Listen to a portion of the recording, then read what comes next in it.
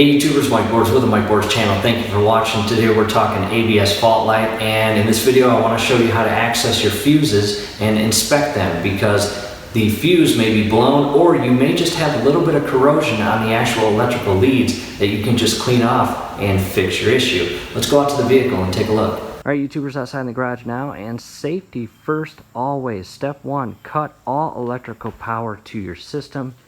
Go ahead and open your hood, locate your battery, 10mm socket. Go ahead and loosen up this 10mm, and you want to remove the black negative cable from your battery. And once you get it off, position it in a way where it's not going to hop back and make contact with your lead. From here, depending on your vehicle, ours is a Chevy Colorado, will depend on your actual location of your fuse box. In our case, we have a battery cooling hose. We just carefully pull off, shift to the side, and you've got connection points, one on the left, one on the right. And as you can see, I've got wiring in here, so I want to be very careful as I compress these clips. There's a better look of it. Just compress it in and pull up. As I remove this, just be very careful. Again, I don't want to harm any additional items as I remove this. What I want you to do, turn the case over, because the inner portion of the case has your diagram. And I want you to position the actual case in the diagram where it mirrors the internal fuses. So for example, bottom row is 30, 30, 30, 40, 30. Bottom row is 30, 30, 30, 40, 30. You've got those two larger ones on the right and a lower left-hand large fuse, which is your starter. There's your two on the right, there's your starter on the left. Again, mirror your diagram with your fuses to give you better situational awareness as you move through this. Come down to the lower left-hand corner, ABS 1, ABS 2. The lower left-hand fuse is a 30 amp. ABS 2 is a 40 amp. So coming inside, there is your 30 amp and your 40 amp. Do me a favor, make sure that both fuses are properly compressed into the slots. In the event that either of those are loose, that can definitely cause your ABS light to turn on. So in the event that you have loose fuses, that may be your issue. However, in most cases, that's not the case. So what we want to do is remove these to inspect them. And all I'm using, I want to be very careful as I do it, is an angled needle nose plier. And I just want to be careful as I pull these up and out.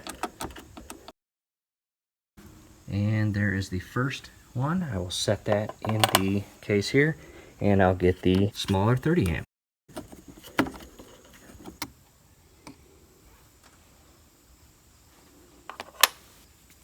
From here, I want you to get a flashlight, come inside here and verify that you have really nice connection leads, no corrosion, no signs of burning, no debris that's loose inside those actual open slots there that the fuses go into. And make sure that your connection leads are there, because those connection leads are very important when it comes time for these fuses to go in and secure themselves to. If those inner connection leads look good, come to the actual fuse. Take a look at the internal portion of the fuse. Make sure there are no signs of stress, no signs of burning, no signs of the internal fuse blown, no signs of melting on the actual fuse casing. And just kind of inspect the entire radius of it. And then come down below and inspect the internal electrical leads here. Again, make sure that there is no moisture, make sure that there is no corrosion, make sure that there is no loose debris inside there. And make sure that they are in good condition, because those leads are very important. This one looks good. Let's inspect the 40 amp. Again, the internal fuse looks good, not blown, no signs of stress, no signs of heat, no signs of burning, no signs of moisture. The entire casing looks good. And the lower electrical leads, they look good.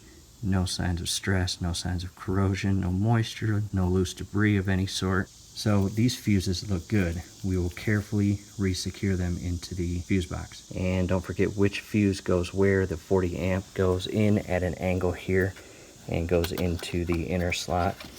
Push it in there, make sure it is flush and secure. Again, a loose fuse can cause that ABS light to come on. There's our 30 amp. Do your best not to drop these fuses inside the engine compartment. They may be a little tough to find. So at this point, both of those fuses are back in and secured. And on to the third fuse. Back at the actual diagram, come up to this large wiper 2. As you can see, there's your large wiper 2. You've got two additional semi-large or intermediate fuses here. Back to the diagram, those are your horn and fuel pump. And just to the left of that is a 10 amp ABS fuse. So, for reference, use those two intermediate fuses and carefully remove this 10 amp fuse. Be very careful as you remove it. Again, you don't want to harm anything. You don't want to drop it.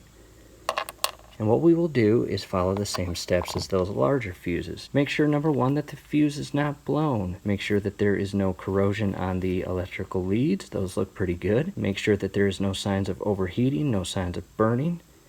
And that red casing looks very good. And I will carefully inspect the internal slot that the fuse goes into. Those electrical leads are deep in there. Just make sure that there's no moisture, no melting of any sort, and any loose debris that you see, make sure you vacuum that out of there. If all looks good, you can go ahead and re-secure the fuse back into place and make sure it is in there and secured flush with the actual connection. At this point, you've got two options. First option is, in the event that you had damage or blown fuses or corrosion on your fuses and you clean them up, go ahead and make sure that they're all re-secured. Go ahead and re-secure your casing. Again, I've got electrical wiring here. I want to be very careful as I re-secure this case back on. I don't want any of that electrical wiring to be damaged. Push down until you hear the clicking sound on both sides, as you can see here. And in our case, we've got that battery cooling hose. We will re-secure that. And re-secure your black negative cable to your battery. And re-secure the 10mm nut.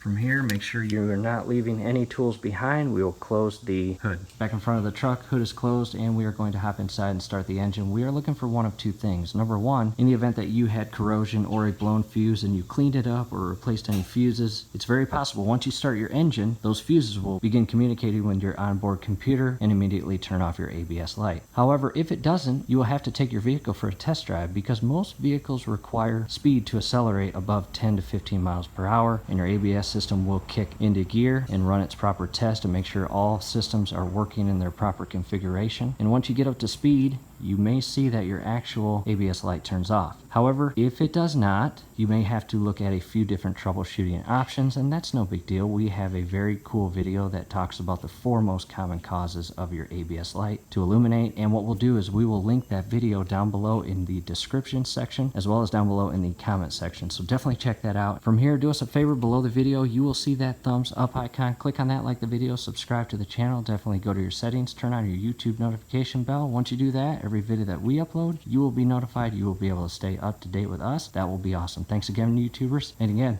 if that didn't work, we'll see you at the next video.